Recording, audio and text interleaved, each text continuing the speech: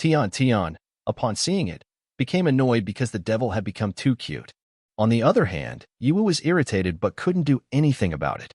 Tian was surprised to realize she could have such a calming effect on the Tyrannosaurus demon. However, Yiwu wanted to deliver the final blow to the demon to earn points and equipment. At that moment, Tian immediately hugged the devil, preventing Yiwu from taking any action. She pleaded with Yiwu not to kill such a cute demon, emphasizing that it was a rare elite that would be better kept as a pet. Yiwu considered the idea of making the demon a pet, suggesting that Tian would be responsible for the losses. He planned to kill Tian first, taking all the points, and then proceed to eliminate other rare elites. Yiwu saw it as a perfect strategy to achieve two goals at once.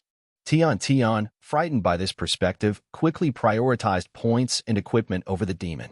The demon looked at Yiwu innocently, but he remained unfazed. For him, survival rules dictated that the strong would survive, and the weak would be eliminated. Both humans and monsters aimed to develop into the strongest. Eventually, Yiwu succeeded in killing an elite monster, earning 5,000 points, while Tian gained 2,500 points. The girl, who was previously upset, quickly became delighted upon seeing her points. She expressed gratitude for this achievement. On the other hand, Yiwu could only be amazed at Tian's drastic change in attitude. Yiwu refocused on his achievements, receiving 50,000 XP points as a reward. Yiwu was very happy as the number was significantly greater than the previous level 15 demonite ghost spiders. This seemed to be influenced by the dungeon mode. Yiwu logged into the account room system to explore where else XP points could be allocated. Yiwu wanted to maximize the use of his XP value, knowing it had many advantages. He could increase the relationship level of the Qian Emperor account to level 20 and unlock more accounts. Additionally, he could choose to unlock other assistant skills from the Qian Emperor, enhancing the completeness of his account. Yiwu pondered whether he could open the next account at level 20. Emperor Qian, being too strong, was unaware of the surprises the account might bring him. However, he knew that opening an account carelessly was not advisable. XP points needed to be used wisely to enhance the depth of the Qian Emperor's account. Despite the powerful attacks at his disposal, Yiwu could still encounter formidable enemies. Special skills and a combination of tactics could come in handy. Deciding to open the special panel at relationship level 12, Yiwu could unlock special skills.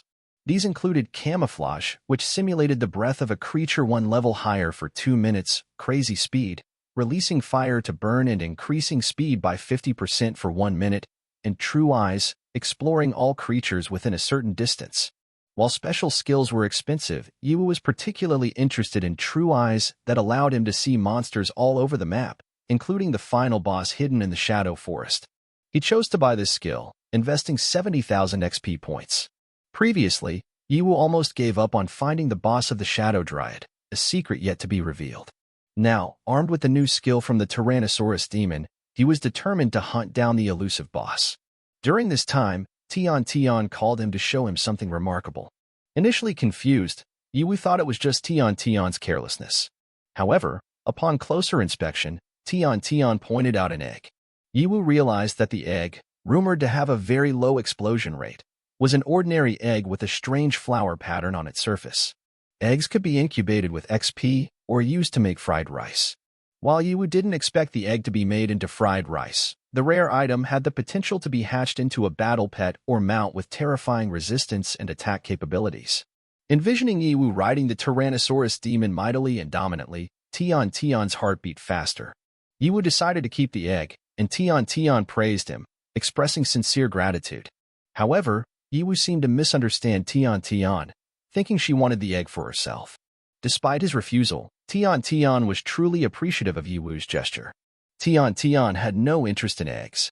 Meanwhile, in the university waiting room outside the dungeon, someone kept a close watch on Yiwu. Her guess was correct. Yiwu appeared to be a special individual, especially considering his performance against the Tyrannosaurus demon. He didn't seem like someone with a surface level of 3. She decided to ask the guards to summon and bring the head of the university to meet Yiwu. Miss Mo, noticing this, acknowledged that the newly developed copy system by Lao Lin was easy to use but only effective for monitoring low-level copies. She expressed hope that the system could be expanded to monitor higher-level dungeon progress, which would contribute to increasing their group ranking. Finally, the man she had been waiting for, Chief Yin, arrived. Miss Mo greeted him and inquired about the ranking points Ye Wu had obtained from the dungeon. Chief Yin was naturally confused, as he knew Ye Wu as a student without any improvement. Miss Mo, equally confused, thought that Ye Wu might be disguising his true level and wanted to understand his true purpose. This piqued Chief Yin's curiosity about Ye Wu. Suddenly, Chief Yin was surprised to see Ye Wu ranked number 3 on the leaderboard. Miss Mo wanted him to announce the dungeon rankings and publish information about all the players' rankings. Chief Yin was shocked and suspected that Miss Mo aimed to increase the dungeon's difficulty. He worried about the potential civil war among students if rankings were made public. Miss Mo, casually dismissing the concern, stated that the real world was even crueler than a level 10 dungeon. As the representative of the Hanmo group, she wanted to ensure the selection of the best talents. Ye Wu was not just an ordinary student.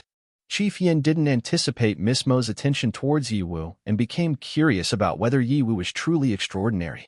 Miss Mo expressed her intention to monitor Ye Wu's movements closely in the future. In the Shadow Forest dungeon, a man named Qi Yinfeng, the team captain, was defeated. He felt betrayed by the person who had previously joined the team only to kill others. In a despicable incident, Qinfeng, a team member, fell victim to the disdainful actions of the team captain, Luofeng. He, seemingly ignorant of any rules regarding teammates, found amusement in the situation. Qinfeng, though angered, felt powerless to retaliate. The unfortunate turn of events stemmed from Qinfeng's refusal to join Luofeng.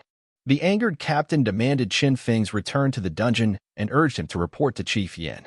In a cruel act, Luofeng not only stepped on Qinfeng but went as far as taking his life, gaining 2,000 points in the process. Zhang Yi, another individual, praised Luofeng for his leadership, seeing it to easily accumulate points. Despite some regret for the fight, Luofeng couldn't comprehend Qinfeng's perspective, dismissing him as mere trash, providing no pleasure other than points. Amidst this turmoil, a command system emerged, revealing ranking scores and player locations for all the university participants. Luofeng nonchalantly suggested that the university aimed to intensify the competition due to perceived lack of fierceness. Little did Luofeng know that this was exactly what he desired, an opportunity to claim others' points. The revelation of the rankings brought further surprise as Ye Wu occupied the 3rd position with 10,000 points. Luofeng, astonished at Ye Wu's survival and impressive ranking, pondered whether Ye Wu had clandestinely relied on points from others. Regardless, Luofeng saw an opportunity to seize Ye Wu's points and planned to go after him. On a different front, Sutian team leader encountered a perilous situation, pursued by menacing individuals resembling demons. Suddenly, an explosion disrupted the chase, causing Sutian to fall. Reflecting on past encounters with Ye Wu, Sutian now found himself alone and vulnerable. Despite Ye Wu's previous reputation for strength, Zhang couldn't escape the chaotic scene of fire-engulfed streets. Ye Wu calmly asserted that he didn't resort to cannibalism, emphasizing that Sutian was the one seeking to claim his points.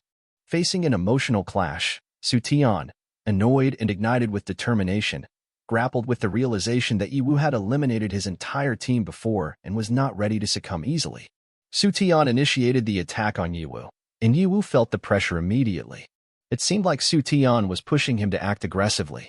For someone like Zhang, it didn't matter whether Ye Wu was a prophet or a devil, all that mattered was gaining points. Ye Wu retaliated, successfully defeating Sutian and reminding him to bring more troops next time if he wanted to stand a chance. This victory earned Ye Wu 6,500 points, and he also acquired the primary recovery agent from Sutian's defeated copy body. Tian praised Ye Wu, acknowledging him as worthy of the title of Great God. Previously, Sutian and his team had launched 4 attacks, all ending in defeat at Ye Wu's hands. However, Ye Wu couldn't help but regret that this attack didn't bring anything interesting besides points. Contemplating the university's disclosure of ranking and location information, orchestrated by Miss Mo to intensify the competition, Ye Wu found it to be good entertainment. After defeating all of Sutian's team members, Ye Wu automatically claimed first place with 22,500 points. Tian was ecstatic, envisioning Ye Wu's success and the potential rewards. However, Ye Wu cautioned them not to get too excited, emphasizing the need to stay focused to avoid becoming careless. In the midst of Ye Wu's success, the system indicated that 3 teams remained, including Luo and Zhang's team. Tian observed that these teams were following them without taking any action. Ye Wu, aware of Luo Feng's careful nature, speculated that Luo Feng was calculating and observing from a distance, waiting for the right moment to strike unexpectedly and seize points. Ye Wu explained to Tian that Luo Feng's determination might stem from something between him and Ye Wu's sister, but he urged them to concentrate on the task at hand. As they navigated the dungeon, Tian expressed uncertainty about finding the final boss, the Shadow Tree Fairy, integrated into the forest. The university had chosen the Shadow Forest for the competition, raising doubts about the final outcome. Despite the challenges and uncertainties, Ye Wu remained focused on the system's updates, aware that only 3 teams remained in the competition. The shadowy nature of the forest and the hidden final boss added an element of mystery to the ongoing contest. The dynamics between the remaining teams, including the cautious Luo Feng, added an extra layer of intrigue to the unfolding events in the dungeon. Therefore, she proposed to Ye Wu the idea of using PvP to determine the winner. Ye Wu was surprised by the conclusion Tian came up with. Tian felt annoyed, believing that Ye Wu underestimated her intelligence because of her beauty. Ye Wu confirmed that the dungeon competition was indeed a test to assess their PvP abilities. However, he had no intention of giving up on finding the dungeon boss. By defeating the Shadow Tree Fairy boss, they could obtain valuable items and XP points. So, Ye Wu decided to use his realized skills to navigate the Shadow Forest. Ye Wu was satisfied with these abilities, even though they had cost him 70,000 XP points. With his real eyes, he easily located the hidden final boss, both in the real world and the dungeon. This allowed him to unleash full power attacks combined with skills, creating a potent combination. Using the flames he released earlier as a navigator, Ye Wu showed the whereabouts of the dungeon boss. Pleased with his abilities, he immediately informed Tian of the discovery, urging her to hurry to avoid others getting ahead. Despite Ye Wu's request for discretion, other teams not far away overheard his words. They were skeptical, thinking Ye Wu might be trying to mislead and trap them. Luo Feng, observing Ye Wu's unusual behavior, found it strange since Ye Wu had been perceived as a weak man who often needed help. Another team member suggested that Ye Wu had high-handedly defeated 4 people in a team, leaving them defenseless. This raised doubts about Ye Wu's sudden transformation. The team decided to chase Ye Wu, determined to kill him and the final boss of the dungeon. However, while in pursuit, Ye Wu's position suddenly disappeared from the system. This turn of events shocked and confused everyone, questioning how a person could just vanish. The unexpected disappearance added a layer of mystery to the unfolding competition, leaving the pursuing teams uncertain about the true nature of Ye Wu's actions and the dungeon's final boss. Luo Feng suspected that Ye Wu had acquired a new skill, prompting other team members to inquire about the team captain's next steps. Tian, however, remained standing, catching Luo Feng's attention. He instructed the team to surround and capture Tian, expressing suspicion about her attitude. Tian, realizing the situation, began to feel scared. She was tasked by Ye Wu to act as bait, but now that Ye Wu had disappeared, doubts crept in. Despite knowing that Ye Wu had asked her to lure Luo Feng and others out, she doubted whether they would fall for it. To her surprise, Luo Feng easily took the bait and appeared, demanding to know Ye Wu's whereabouts. Tian, under pressure, claimed ignorance and insisted she got lost and couldn't find Ye Wu on the map. Luo Feng, feeling deceived, threatened to kill her. Despite her pleas and admissions of not knowing Ye Wu's location, Luo Feng remained angered. Tian, in her worry, begged Ye Wu to reveal himself, as she struggled to restrain Luo Feng and his team. Suddenly, the ground started shaking, initially thought to be an earthquake. However, a massive footstep shook Luo Feng's group, revealing the figure of the final boss of the Shadow Dryad dungeon. The unexpected discovery left them all surprised, realizing they were in the dungeon boss's nest, never found before. Confused about overcoming the boss monster, Luo Feng suggested attacking the level 10 boss since there were 10 of them in total. He proposed forming a line and blocking the boss's attack. In his mind, Luo Feng questioned whether this was Ye Wu's true intention in luring them there, but he brushed it aside, focusing more on the potential rewards for defeating the Shadow Dryad. Luo Feng initiated his plan, opting for a simple strategic method against the boss by targeting its weaknesses. The team faced the challenge of confronting the boss unexpectedly, shifting their focus from PvP points to strategist against the powerful adversary. The unfolding events in the dungeon added a new layer of complexity, leaving both Ye Wu's team and Luo Feng's team with uncertainties about the outcome and the impending battle with the formidable boss. Luo Feng swiftly initiated an attack on the boss monster, and his colleagues joined in, contributing to the assault from a safe distance. They aimed to deal continuous damage to the monster's body. Watching this unfold, Tian couldn't help but be amazed at the professional teamwork displayed.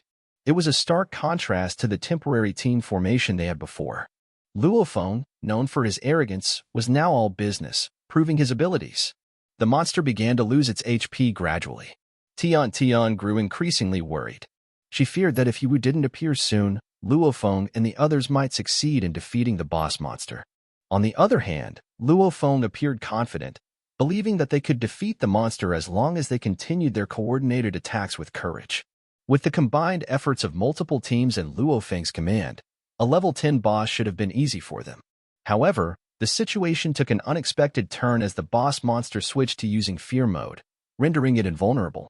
This meant that all types of attacks would no longer work on the boss. Luo Feng announced to everyone that the boss monster had entered Stage 2.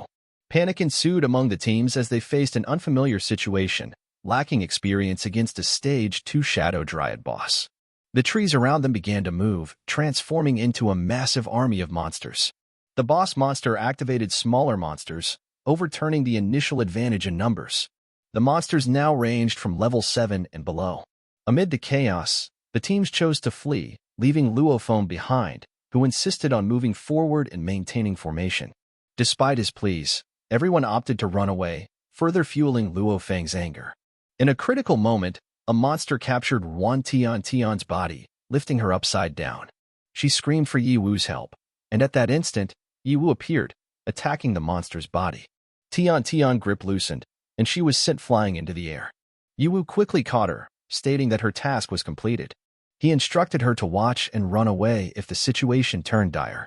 Tian, though initially scared, was elated to have been able to assist Yiwu. She admitted her fear but expressed gratitude for being able to carry out Yiwu's orders. The unfolding events in the dungeon brought a mix of tension, surprise, and relief as the teams faced the challenges presented by the boss monster's unexpected behavior.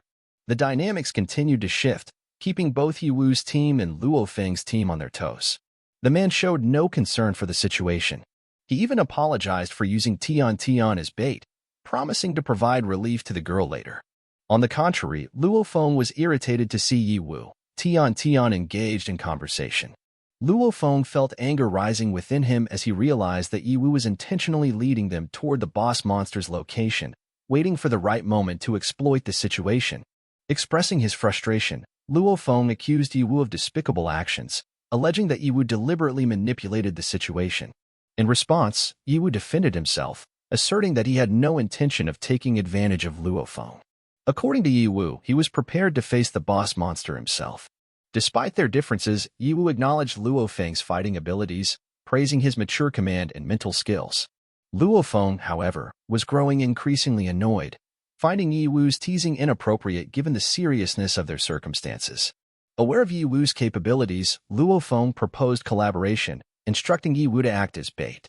Unwilling to comply, Yiwu resisted Luo Feng's orders. Luo Feng's confidence irked Zhang Yi, leading him to threaten Yiwu. In a surprising turn of events, Yiwu casually killed Zhang Yi, earning 8,500 points as a reward. Witnessing the act, Luo Feng couldn't believe that Yiwu, his former lackey, would eliminate his troops at such a critical moment. To Yiwu, Luo Feng and the others were merely points to be exploited. Angered by the situation, Luo Feng attempted to attack Yiwu. In response, Yiwu advised Luo Feng against hasty decisions, emphasizing that getting angry without strength could lead to death on the battlefield. Ignoring Yiwu's advice, Luo Feng attempted to retaliate, but Yiwu effortlessly defeated him, making him fall on his back. Growing angrier, Luo Feng insisted that he didn't need Yiwu's guidance and warned against arrogance, claiming that Yiwu couldn't defeat the boss monster alone. Yiwu disagreed, planning to leave 1% of Luo Feng's HP to demonstrate how to secure all the points and withdraw from the battle successfully. As the battle unfolded, Yiwu showcased his skills, attacking both monsters and Luo Feng's remaining troops. Shocked, their points were taken away, forcing them to concede defeat. Some sought help from Luo Feng, but he was powerless. The boss monster's scattered power was absorbed again, and its body evolved to become smaller than the size of a human body. The group was taken aback as they suspected the boss monster had reached its third and final evolutionary form. This heightened their concerns. Tian observed that the Shadow Dryad had indeed reached its final form, and despite being smaller, it had become stronger. She hoped Ye Wu would be cautious, especially since the monster had gained significant speed. The creature's rapid movements made it challenging for Ye Wu to keep up. Its increased speed and strength, despite its smaller size, posed a formidable challenge. Tian noted that ordinary players without a strategy would struggle against such a powerful opponent. Luo Feng, watching from a distance, chuckled in satisfaction. He advised the man to set aside his ego, claiming he could defeat the boss monster alone. Luo Feng expressed confidence that with the boss, it would be easy to crush Ye Wu. He believed Ye Wu would be reduced to dust. Ye Wu, however, nonchalantly stated that he had no issue with the challenge. He asserted that there were numerous ways to defeat a level 10 boss monster, emphasizing that the main attack wasn't overly complicated. He just needed to increase the firepower. In a surprising turn of events, Ye Wu successfully killed the boss monster, earning 10,000 points as a reward and an additional 10,000 points for being the first killer in the system. With this achievement, the Shadow Forest dungeon was completed, and only 3 players survived. The portal opened, allowing Ye Wu, Tian, and Luo Feng to leave. Luo Feng, witnessing Ye Wu's swift victory, was astonished and confused, unable to believe that the Ye Wu he knew could achieve such a feat. Ye Wu calmly stated that strength was the key to defeating such monsters. With his mission accomplished, it was now Luo Feng's turn. Luo Feng, initially scared, changed his demeanor, acknowledging Ye Wu's strength and pledging not to look down on him. He proposed a newfound brotherhood, suggesting they forget the past. However, Ye Wu remained skeptical, doubting Luo Feng's sincerity and qualifications to be a brother. Luo Feng's frustration grew as he felt mocked by Ye Wu's expressions. Suddenly, Luo Feng vanished, revealing he had been a puppet card all along. The real Luo Feng stood at the door, bidding farewell to the group. He mocked the man for having strength but lacking dueling experience. Tian, concerned that the man might escape, watched the unfolding events. Meanwhile, Luo Feng adamantly declared that he wouldn't easily surrender his points to the other guy. Ye Wu chimed in, emphasizing that experience wasn't as significant as the comparison of strength between the 2 players. Ye Wu launched a long-distance attack on Luo Feng, who, upon being hit, could only curse before ultimately being defeated by Ye Wu. As a result, Ye Wu not only claimed all of Luo Feng's points but also acquired an active card item that allowed him to copy himself into a manipulable doll. With Luo Feng out of the picture, the remaining players in the dungeon were reduced to 2. Ye Wu, boasting a score of 62,000 points, and Tian, who held 21,000 points. Tian expressed her joy at accumulating such a substantial number of points, considering the rarity of such an achievement. Ye Wu announced his intention to disband the team upon leaving the dungeon to claim the 500,000 point reward for himself. Tian, content with her earnings, didn't protest. She thanked Ye Wu for bringing her along and navigating through the challenges to reach the end. Observing Tian's response, Ye Wu felt a sense of happiness, perceiving that the girl wasn't driven by greed. Despite her cute demeanor, Tian maintained a positive mentality throughout the dungeon experience. Following the completion of the dungeon, Ye Wu received 50,000 XP points, 20,000 money, 20 trunk properties of the Shadow Dryad, 10 skins from the Shadow Dryad, and a magic crystal level 10. Additionally, he obtained the gem enthroned by the Heart of Nature, featuring a function that increased the healing effect of weapons by 30% and the ability to present baby trees for additional passive healing. The gem, a rare find, brought happiness to Ye Wu, who recognized its potential value in the market. Despite its rarity and description, Ye Wu decided to hand the gem to Tian.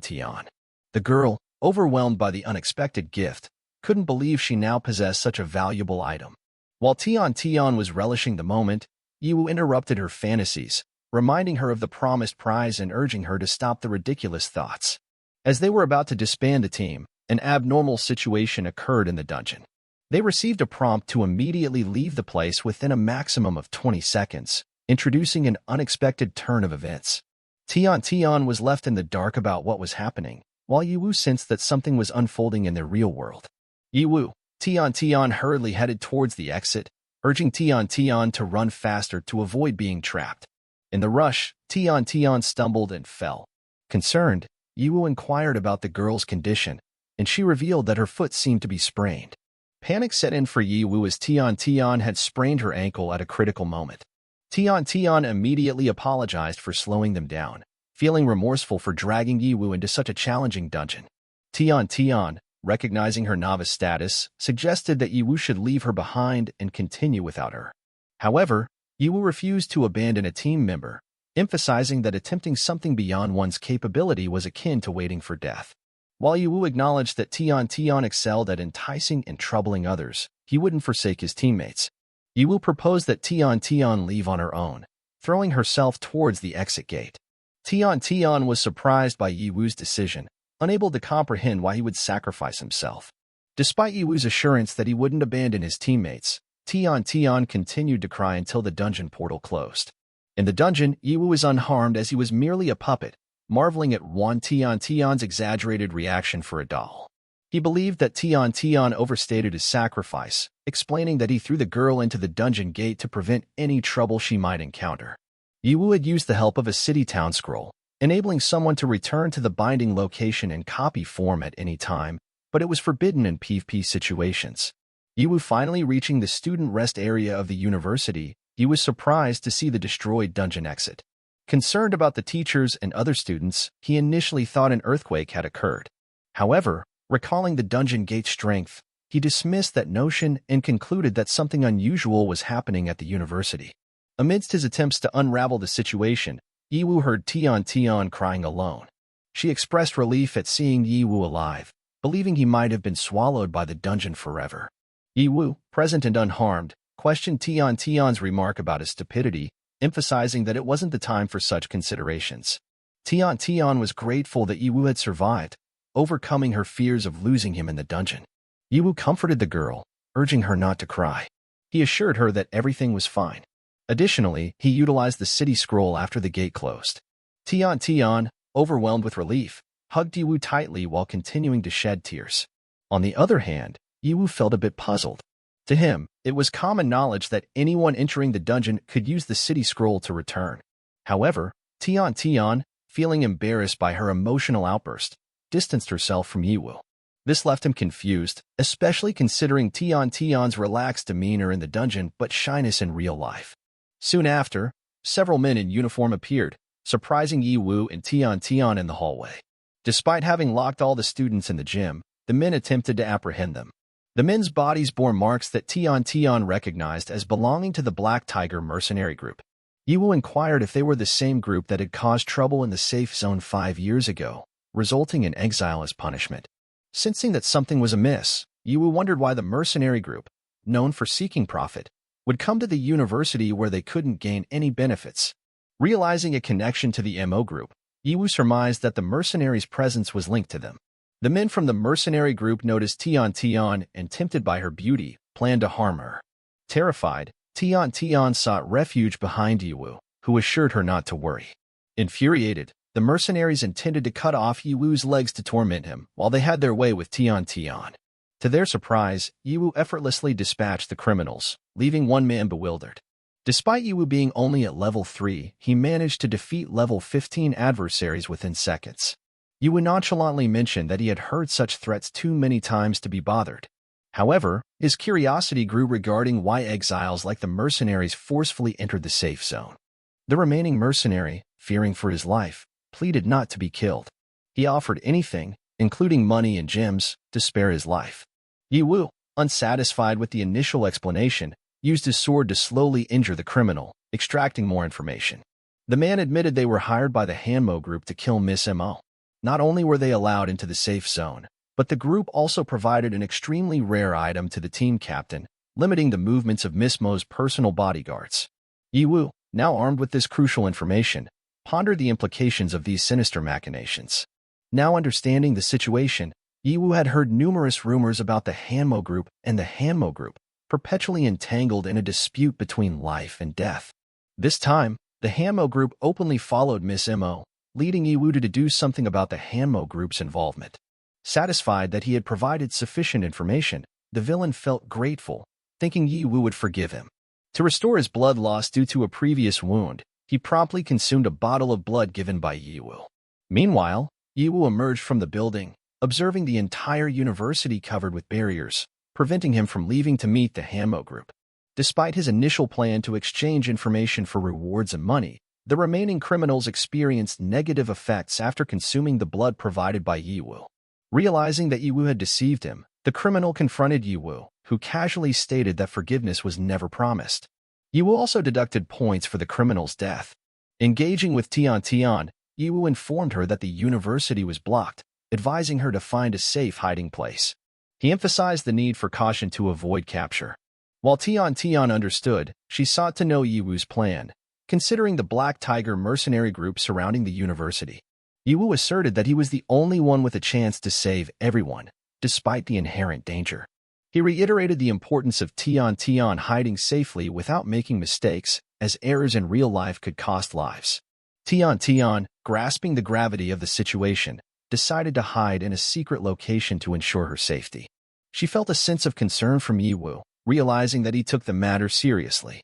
Tian expressed her worry to Ye Hao, who reassured her, stating that he already knew what he had to do. His primary goal was to ensure Miss Mo's safety and prevent her from dying. Although he couldn't handle it alone, he planned to seek help from others. On the other side, members of the Black Tiger mercenary group patrolled around. One of them questioned why they were bothering to patrol when they had already caught most of the students. Another man explained that the captain was concerned about students still in the dungeon and wanted to confirm the condition of the dungeon gate. The mercenaries remained vigilant, unaware of the imminent challenges they would face from Ye Hao's determined efforts to protect those within the university. Another man in the group then mentioned that they had already damaged the existing dungeon gate, implying that there was nothing to fear. According to him, students who hadn't left the dungeon would perish inside, trapped with no escape. Convinced that their plan was foolproof, they decided to return to meet their captain. Ye Hao observed the two men and realized the mercenary group had a considerable number of level 15 soldiers. The teachers, with levels ranging from 10 to 20, stood no chance against them. Determined to gather information, Ye Hao used the real power of his eyes to scan the entire campus. His strategy was to extract details from the two previous criminals before seeking information from the captain. Following the path of the two men, Ye Hao entered a room where one of them reported capturing all the students emerging from the dungeon door. They were all confined in the room, threatened by the group captain. The captain warned everyone not to move if they valued their lives.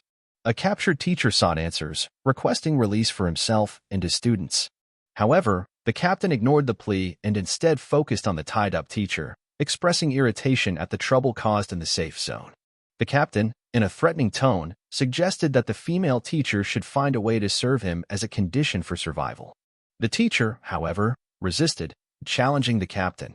The captain saw the women in the safe zone as tough but easily influenced, finding pleasure in the defiance of this teacher.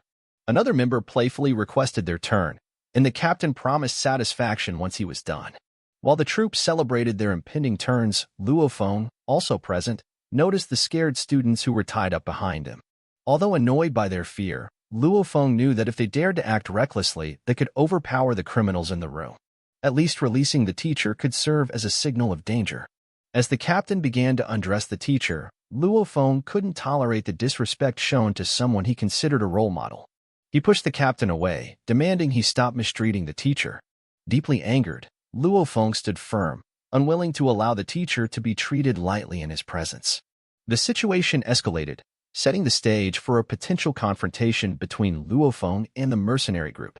The captain was really impressed by Luo Feng's bravery. Even men at level 5 tried to act like heroes to save women. The captain sensed that Luo Feng had his own thoughts about the teacher, but in the end, his efforts would be in vain. At least, the captain understood that all men can appreciate beautiful women. He admired Luo Feng's courage and handed him a knife, recognizing the potential for ruthlessness in him. The captain tempted Luo Feng by suggesting that this era is the end of the world, warning him not to be blinded by the illusion of peace within the safe zone. He emphasized that people without power have no right to live. The captain ordered Luo Feng to kill the bound students. However, Luo Feng managed to survive and join a mercenary group. Shocked, everyone begged Luo Feng not to kill them. Luo Feng was untied by the captain, revealing his naughty side as the boss at the university who enjoyed abusing the PvP mode in the dungeon competition.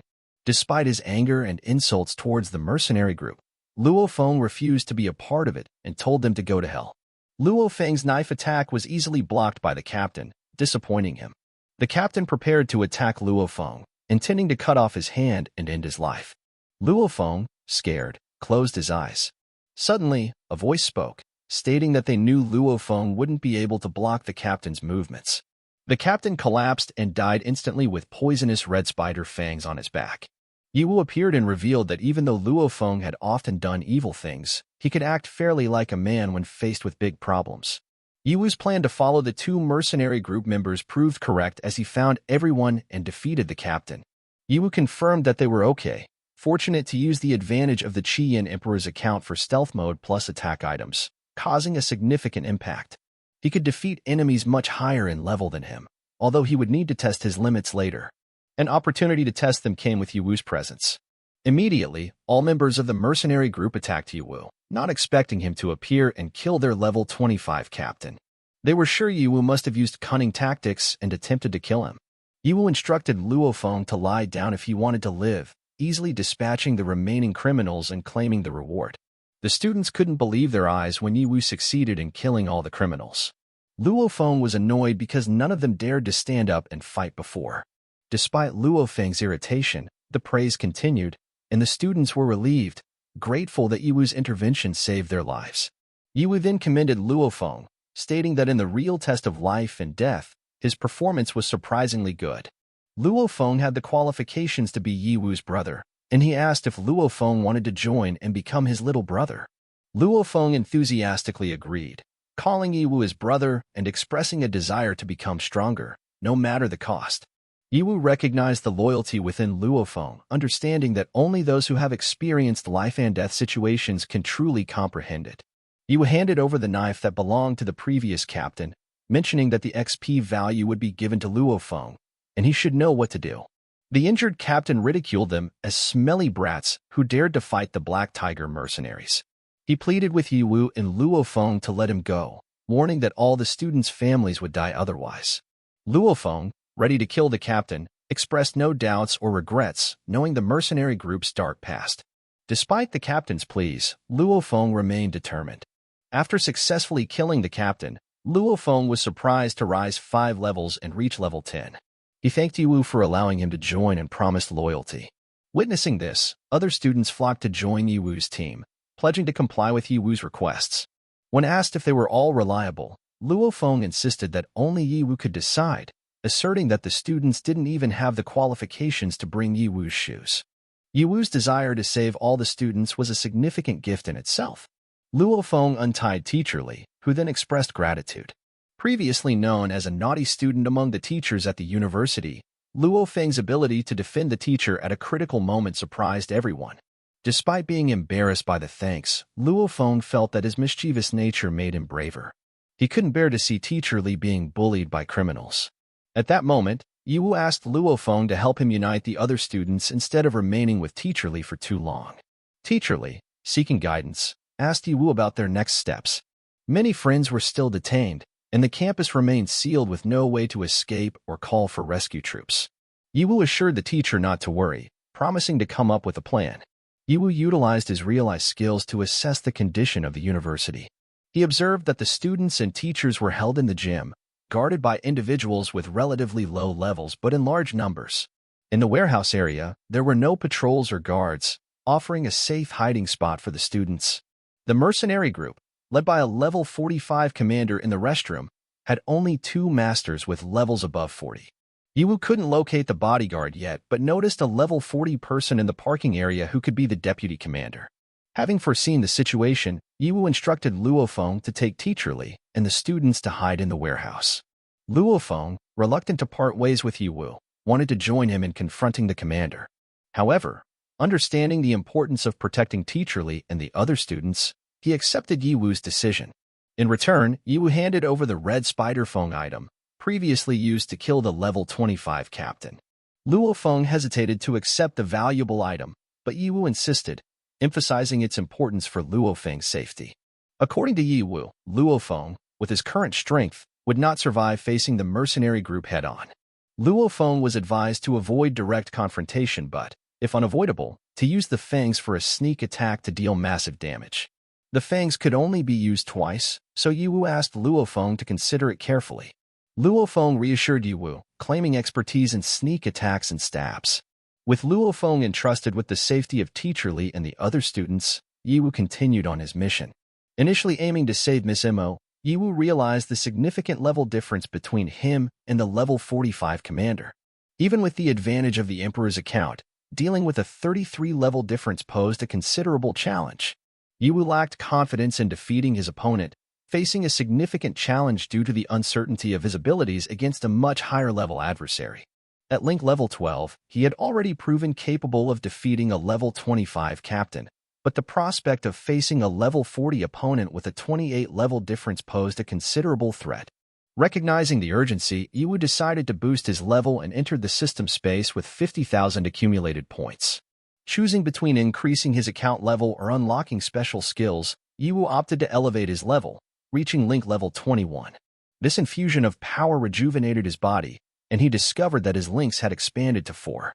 Understanding the 10-to-1 ratio of Link level to personal level, Ye Wu successfully reached Link level 20, activating a special talent. With multiple talents at his disposal, Ye Wu contemplated his choices. Observing the persistent level gap of 20 despite reaching Link level 20, he prioritized survival and selected the defense talent. This decision upgraded the defense talent to 1 star. Intriguingly, Ye Wu found that the defense talent not only enhanced his defensive capabilities but could also generate firepower to burn enemies and absorb defensive equipment to reduce damage. In a parking area, the Black Tiger mercenary troops stood guard, with Ye Wu noticing the peaceful and stable environment within the safe zone. Rumors circulated about the perilous world beyond the safe zone, teeming with ancient Earth-era monsters. Even members of mercenary groups refrained from venturing into this treacherous territory. Discussion among the mercenaries revealed that the outside world was fraught with danger, and the area beyond the safe zone had been in existence long before the old era of Earth. Formidable and wild monsters roamed freely, dissuading even large groups from exploring. 2 prominent groups, the Hanmo group and the Hanmo group, were reportedly vying for control over a dungeon. However, mentioning this triggered a swift response, as the chairman had explicitly prohibited discussions on the topic. Suddenly, an attack ensued, resulting in instant fatalities. Ye Wu swiftly reacted, eliminating 6 level 15 individuals, 3 level 20 individuals, and a formidable level 40 opponent. The revelation of such formidable adversaries outside the safe zone added another layer of complexity to Ye Wu's journey, showcasing the dangers and challenges he faced in this mysterious and perilous world.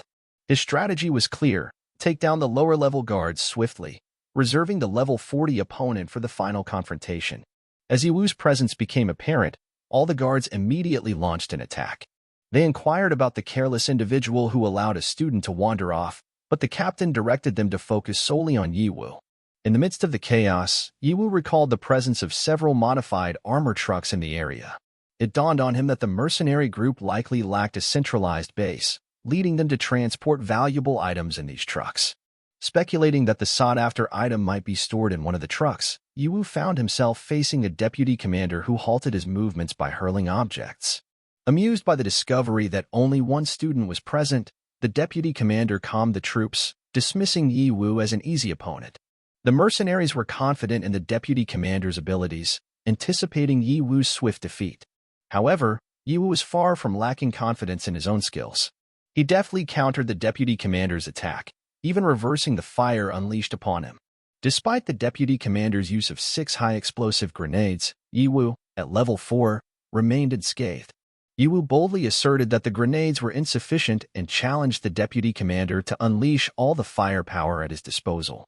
Grateful for the effectiveness of his king-level defensive talent, even at 1 star, Ye Wu recognized its potential in conquering high-level dungeons if further enhanced.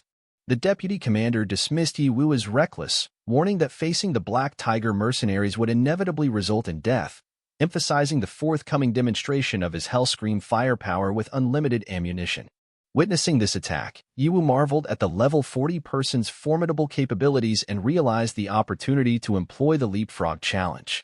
However, the deputy commander underestimated Ye Wu, who, even at level 4, proved resilient against his attacks. Despite the level 19 difference, Ye Wu's defensive capabilities thwarted the deputy commander's efforts. Frustrated, the deputy commander grew angry, feeling belittled by a level 4 opponent while striving to venture beyond the safe zone. Ye Wu, aware of the physical gap, recognized the difficulty in inflicting harm on the deputy commander. Simultaneously, the deputy commander's frustration intensified as he perceived disrespect from a level 4 individual, contrasting with his own struggles to breach the safe zone's confines. The confrontation between Ye Hao and the deputy commander escalated, showcasing the complexities and challenges within this dangerous and unpredictable world. Ye Hao was determined not to lose. He engaged in a conversation with the deputy commander, expressing the challenges of leveling up. However, the deputy commander proposed a seemingly absurd idea, kidnapping Miss Mo, claiming that Miss Mo's head held significant value. The deputy commander suspected that Ye Hao's abilities surpassed those of a mere level 4 individual. Despite this suspicion, he believed Ye Hao wouldn't be a match for him. On the other hand, Ye Hao found solace in the fact that he endured the vice commander's continuous attacks unscathed, thanks to his extraordinary protective talent. Facing a level 40 opponent who grew up outside the safe zone, Ye Hao appreciated the effectiveness of his defensive abilities, especially considering the level difference. Moreover, Ye Hao realized his dueling skills and diverse attack properties surpassed those of the vice commander. As the battle unfolded, only one trick remained for Ye Hao to defeat Big Gun. Despite doubts, Ye Hao attempted the trick, prompting laughter from Big Gun, who accused Ye Hao of losing his sanity and suffering brain damage. Big Gun, despite acknowledging Ye Hao's defense, found it boring as Ye Hao did not defend like a rigid pillar. The fight persisted for 3 minutes, with Ye Hao realizing the need to take a risk. He unleashed a melee skill, surprising Big Gun with a deflagration, a part of his melee defense talent that involved an explosion while absorbing enemy equipment. Ye Hao took a decisive step, attempting to determine the outcome. However, Big Gun felt that besides the debuffs, his HP remained unscathed, assuming Ye Hao was merely toying with him. In the midst of this, Big Gun fired at Ye Hao once more, declaring that the high school boy should go to hell as the pleasure of playing with him had waned. Meanwhile, Ye Hao felt increasingly pressed, noticing his draining cell phone battery. Concerned that he might not last another minute, the system warned that Ye Hao's cell phone volume was below 10%, and the Nirvana Limit defense talent was active for another 20 seconds. With the winner to be determined in those 20 seconds, Big Gun, annoyed by the level 4 kid's audacity, fired his gun. Ye Hao, not only did the gun go off, but even Big Gun's armor was destroyed. Panicking, Big Gun hastily grabbed all his weapons. Approaching the defeated adversary, Ye Hao speculated that the equipment resistance of individuals like Big Gun was subpar, leading to the demise of even his weapon, which had never been repaired until the final moment. The outcome of the battle unfolded, revealing the unexpected twist in this intense confrontation. In the midst of the battle, Ye Hao admitted he played a small role, but his victory was certain. His body automatically healed using primary healing skills, resulting in a 30% return. Determined not to be defeated easily, Big Gun pulled out a grenade, revealing he had been collecting weapons for a year. He threatened to kill anyone who dared to destroy his arsenal. Ye Hao, unfazed, placed his sword against Big Gun's neck, stating that if tools could have killed him, he would have died earlier. In reality, the weapons didn't change anything, and Big Gun was now easier to defeat. Big Gun, acknowledging his defeat, promised not to rebel as long as he wasn't killed. He explained that all his actions were in accordance with their commander's orders. Ye Hao, willing to give him a chance, demanded Big Gun open a treasure chest in a car. Though reluctant, Big Gun agreed and provided the password. However, Ye Hao insisted on Big Gun opening the chest himself. Reluctantly, Big Gun obeyed Ye Hao's orders, annoyed but with no other choice. After opening the treasure chest, Big Gun requested to be let go. Ye Hao, cautious, kept his sword at Big Gun's neck, ensuring there were no potential risks. Ye Hao then burned his enemy's body, claiming a prize of 30,000 EXP points, 2,000 cash, a special weapon, and level 40 dungeon key. Despite Ye Hao's annoyance at the meager money, he was satisfied for obtaining the key to the level 40 dungeon. In front of him, his first time opening one. Although he found it small for a group. Ye Hao then focused on another treasure chest, the Black Tiger Mercenary. Ye Hao discovered 1.28 million in cash, gunpowder, bombs, restoration fluid, ammunition, ancient magic crystals, and Medusa's tear. Ye Hao was amazed by an epic-level property in the chest, even though it lacked details on its use. Despite this, Ye Hao was happy as he found a rare magic crystal that could convert points into experience. Although potentially useless for a higher-level player, it was a valuable gift for Ye Hao at level 4. Ye Hao successfully converted 10 ancient magic crystals into 100,000 experience points using the crystal. Ye Hao, fully content with his achievement, promptly accessed the system space to check the king's account and exchange points. The system notified Ye Hao that he had amassed 130,000 X points. While the system recommended opening other accounts for extraordinary powers, Ye Hao dismissed the idea, emphasizing his focus on strengthening the Qi Emperor's account in both attack and defense. Ye Hao's request, the system instantly opened the Qi Emperor talent map. The Qi Emperor talent was revealed, and the system explained that the account's defense was currently at 1 star.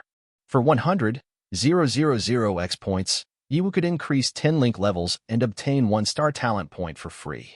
This revelation startled Ye Hao, realizing the high cost of 100,000 experience points for just 1 talent point star. He deemed it expensive and moved in front of a window, contemplating the cost of opening a new account. When Ye Hao inquired about the experience points needed to open a new account, the system responded that it required 100,000 level points. Ye Hao, recognizing the impracticality of holding onto the 100,000 EXP points, concluded that overall, it would be more effective to open a new account. Despite lingering doubts, he hoped for a powerful account and decided to proceed, commanding the system to open a new king account. The system swiftly received the order, and as the door in front of Ye Hao slowly opened, the account opening process commenced. Once completed, an image of a mysterious man with a scary face and red eyes appeared. The Moss, a mad scientist from another world with talents and inventions capable of causing destruction. The system clarified that Moss could know all hidden mysteries of the world. Ye Hao felt a bit unlucky with this account as it turned out to be a non-fighting type Great Lord. Undeterred, he delved into Moss's data and discovered that Moss was one of the top individuals in the world. The system elaborated that the unpredictable Moss lacked fixed skills, with abilities changing based on the chosen title. The currently unlocked title was Master of Engineering, and Ye Hao could upgrade it up to 10 levels. Realizing the intriguing nature of this king's account, Ye Hao observed that it tended toward a support position with a broad scope and high playing ability. Suddenly, the entire room around Ye Hao changed, indicating that the system was transferring the main account to Crazy Moss. However, a small AI robot burst out and requested the system to explain the situation to the master. The robot, named Weiss, expressed happiness at being active again after many years and proudly asked to be called Weiss. Weiss claimed he could help Ye Hao conquer the world, but Ye Hao clarified that his main goal wasn't world domination. Weiss believed Ye Hao wasn't crazy enough, despite the account's secret being crazy. According to Weiss, craziness in action and imagination was essential for becoming stronger. Ye Hao scolded Weiss and asked for a quick explanation of the account's operating mechanism. Weiss promptly explained that the core mechanism involved decomposition combined with the function to create new objects. The account's current title was an engineering master, capable of decomposing and combining engineering-related objects to generate powerful new ones. Ye Hao found the account more interesting than expected, realizing Crazy Moss could make people stronger with abilities impossible for others to wield. However, Weiss revealed current limits on objects that could be decomposed and transformed. Ye Hao couldn't decompose objects with a level more than twice his own, and he needed to collect technical design drawings to produce viable properties quickly and accurately. Understanding Weiss's explanation, Ye Hao inquired about other restrictions on the mechanism between sections. Weiss was unsure, and the main system took over, explaining that accounts could be transferred smoothly, whether in fighting status or not. It recommended hosts decide the right time to switch accounts to avoid unexpected dangers. With a clear understanding of the system's explanations, Ye Hao focused on designing and getting down to business, not wanting to keep Miss Mo waiting. Meanwhile, in the principal's main room, the Black Tiger leader and several members were on standby to detain Miss Mo. However, she remained casually seated, criticizing the Black Tiger leader for being a coward, breaking into the safe zone without notice, and kidnapping. At this moment, a man seated casually in the luxurious headmaster's chair began speaking. He revealed that their group generally dared to attack Miss Mo, but if someone supported it, they had to follow that person's orders. He suspected that the figures behind her kidnapping were from the Hanmo group. According to Miss Mo, the Hanmo group had made a significant effort this time, providing the Eye of Medusa item to Black Tiger to defeat Miss Mo's 2 loyal bodyguards, both level 60. The man believed the Hanmo group had reached a dead end by ordering the kidnapping of the owner of the C-23 region copy of the Hanmo group. Miss Mo boldly stated that killing her wouldn't destroy the Hanmo group. The leader of the Black Tiger group, sitting at Miss Mo's side, expressed his lack of concern for complaints between the two big groups. He emphasized that his group cared only about money. The Hamo group had given Black Tiger 59 million, offering to kill Miss Mo. However, if she could pay him 100 million, he might consider letting her go. Miss Mo smiled, calling the man's wish a mere dream. She believed people without integrity in business didn't deserve a penny. Feeling intimidated by Miss Mo's attitude, the mysterious man stood up and distanced himself. In response, the Black Tiger commander suggested that Miss Mo rephrase her language better. However, she insisted it wasn't necessary, stating that the Hamo group wouldn't be led by animals, even if her life wasn't worth it in front of the higher-ups of the Hamo group. In reaction to Miss Mo's defiance, the Black Tiger commander drew his sword, ready to strike. The mysterious man, eager to send Miss Mo to hell, moved swiftly. But just before the commander's sword touched her, a protective barrier appeared, surrounding Miss Mo. The room was filled with shock at the sudden appearance of this powerful protective energy. From the entrance, a man casually standing there spoke up, revealing that the protective energy was a favor for Miss Mo, helping him with elder life back in the black market. Ye Wu stated that everything had to be equal. This time, he would charge separately, and if he managed to save Miss Mo's life, he would ask for a 10 million bonus. Miss Mo was genuinely surprised to see Ye Wu, who came to rescue her. The beautiful lady asked Ye Wu what he was doing in that place. However, before Miss Mo's words could be answered, the commander of the Black Tiger group leaped towards Ye Wu with two swords at the ready. Fortunately, Ye Wu managed to block the mysterious man's attack with his flame sword. Even though the commander was shocked by the Ye Wu abilities, he was curious about how strong Ye Wu's defense would be if he attacked with all his strength. Ye Wu, in turn, was surprised by the commander's ability. Despite facing opponents at level 40 previously, he felt that the commander's strength could be lethal. Ye Wu knew that he couldn't afford the slightest mistake. Any carelessness could result in his demise at the hands of the commander. Observing Ye Wu's growing desperation, the lady urged him to go and save himself. Despite the Ye Wu combat prowess, this matter seemed unrelated to him. Miss Mo questioned how it was possible for someone near death, like Ye Wu, to still care about others. Meanwhile, several Black Tiger members in the room continued shooting at the protective energy surrounding Miss Mo. Their consecutive attacks successfully reduced the protective energy to almost 30%. Despite this, Ye Wu reassured Miss Mo not to worry. He emphasized that if Miss Mo were to die, he would have no place to collect the points and bonuses he should receive. Miss Mo, understanding Ye Wu's character as someone who values money but isn't foolish, realized that this was why Ye Wu dared to enter the black market alone. While Miss Mo was preoccupied with concern for Ye Wu, the Black Tiger members were shocked to see the protective barrier energy quickly reaching 100% again. The Black Tiger commander was convinced that Ye Wu came prepared with rare items. He was also sure that the Ye Wu man hiding his true strength was not at level 4. The commander became curious about Ye Wu's origin and the reasons behind his ability to conceal his strength. Ye Wu, determined to face the commander, launched an attack. According to him, the commander not only possessed a high level but was also cautious. Ye Wu mentioned that the commander's intellect surpassed that of 5 ordinary people. Ye Wu utilized the ability of Crazy Moss to combine 3 protective energies into one, resulting in 3 times the armor value. However, the effect of this power was peculiar. Suddenly, an explosion occurred from outside, causing the commander to panic. Worried about his members, the commander attempted to give orders, but before he could do so, several grenades were detonated in the room. The commander believed it was a high-explosive grenade, prompting him to create a shield of considerable energy. However, when the grenade detonated, the red web released by the spider monster trapped them. The net proved strong, devouring the HP of several Black Tiger members. The commander was surprised by this unfamiliar tool, known as the sticky bandage grenade, created by Ye Wu. The grenade used ghost eye and demon spider silk, restraining targets for 10 minutes and causing continuous damage. Ye Wu played with one of the grenades, explaining that it was not an ordinary one but his invention. Despite the commander's initial struggles, he eventually destroyed the binding net with his considerable strength.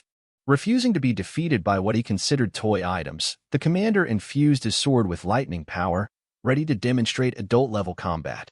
Ye Wu took a standby position, holding a shield in his left hand and a sword in his right, realizing that low-level materials wouldn't work on high-level fighters. The commander, determined to send Ye Wu away, initiated the attack. A single blow reduced Ye Wu's HP by 50%, showcasing the increased speed and strength of the commander. Ye Wu contemplated slashing the commander twice at close range to prevent him from using a recovery fluid. However, when Ye Wu swung his sword, the commander dodged quickly, mocking Ye Wu's slow movements. The mysterious man also ridiculed Ye Wu's weapon as a mere kitchen knife. During the counterattack, the mysterious man's powerful strike destroyed Ye Wu's shield and lowered his HP by 10%. The system warned that Ye Wu's HP was below 10% of the Nirvana defense talent limit, indicating the activation of the HP lock.